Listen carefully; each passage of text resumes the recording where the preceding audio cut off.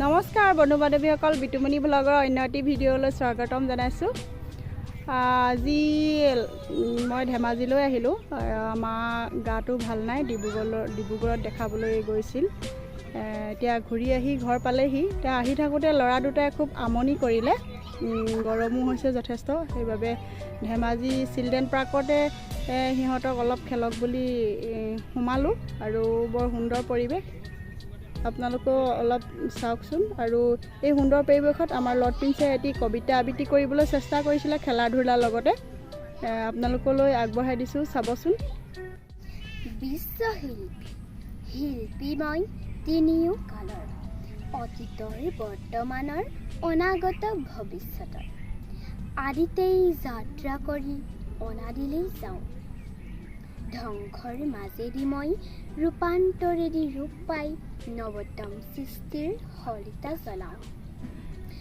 জনতাৰ হৃদয়ত মোৰ সোণোৱালী দেশ, মই পিন্ধো বিশ্ববেশ। নতুন দৃষ্টিৰে তেওঁ সৃষ্টি অনিবেশ।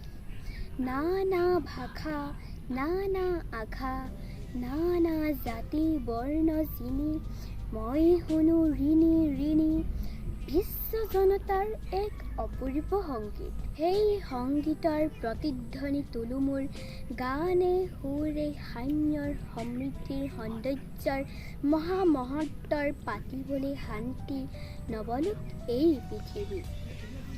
মোৰ কল্পনা মেধা বুদ্ধি মণিষাৰে মোকে কৰি সংস্কৃতি অপূৰ্ব আধাৰ, মোকে সলিতা কৰি জ্বলাওঁ বিশ্ব চাকি, বিশ্ব জনতা পূজাৰ। এই পূজাৰ প্ৰধান অক্ষৰ কৰি মই মোকে দিওঁ উপহাৰ, মোকে কৰি ঘূৰছো প্ৰচাৰ, বিশ্বজুৰি জনতাৰ জয় জয়কাৰ হওক, জয় জয়কাৰ। ধন্যবাদ। এয়া প্ৰাকৃতিক পৰিৱেশ ধেমাজি চিলড্ৰেন পাৰ্ক।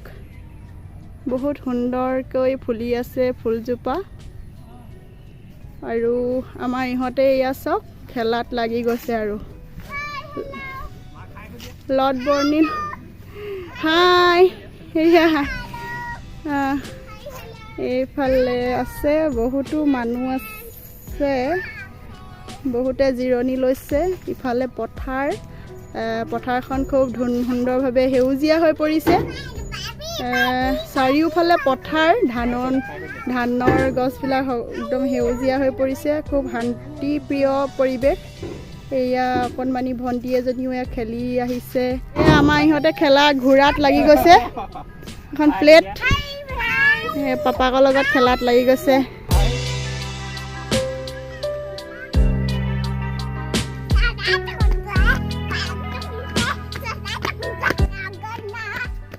ভালকে চাই নায়ক জয় হে ভাৰত ভাগ্য বিধাতা।